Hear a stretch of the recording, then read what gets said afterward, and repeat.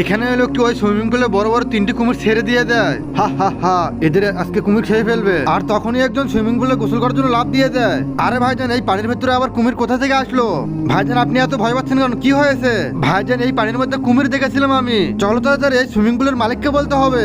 আরে ভাই আপনি এটা কি করছেন? পানির ভেতরে কেন কুমির ছাড়িয়ে দিয়েছেন? এই কুমির তো সবাইকে খেয়ে ফেলবে। আরে হারাম করে, এই সুইমিং পুলে কোনো কুমির নাই। গোসল করলে কর, না করলে চলে যাও তুই এখান থেকে। আমি 3টে কুমির দেখেছি, বিশেষ না করলে দেখুন আপনি। আচ্ছা ঠিক আছে, দেখতেছি, এখান থেকে সরে যা তুই। এরপর লোকটি সুইমিং পুলে লাফ দিয়ে দেয় আর কুমির থেকে ভয় পেয়ে সে সঙ্গে সঙ্গে উপরে উঠে আসে। আরে ভাই এখানে তো সত্যি কুমির রয়েছে। হ্যাঁ এখন বিশ্বাস করেছো? আরে ভাই সব তাড়াতাড়ি উঠুন, এই সুইমিং পুলে কুমির রয়েছে, না হলে তোমাদের খেয়ে ফেলবে। আর সবাই আমার সঙ্গে চলো, আমাদের ওখানে 20 টাকা করে টিকিট। হ্যাঁ হ্যাঁ চলো সবাই, সবাই ওখানে গোসল করবে। তার আগে দেখবো কে কে শয়তানকারী আল্লাহকে ভালোবাসে। যারা আল্লাহকে ভালোবাসে তারা এই ভিডিওতে লাইক দিয়ে চ্যানেলটিকে সাবস্ক্রাইব করে দিও। আর যারা শয়তানকে ভালোবাসে তাদের কোনো কিছু করার দরকার নেই।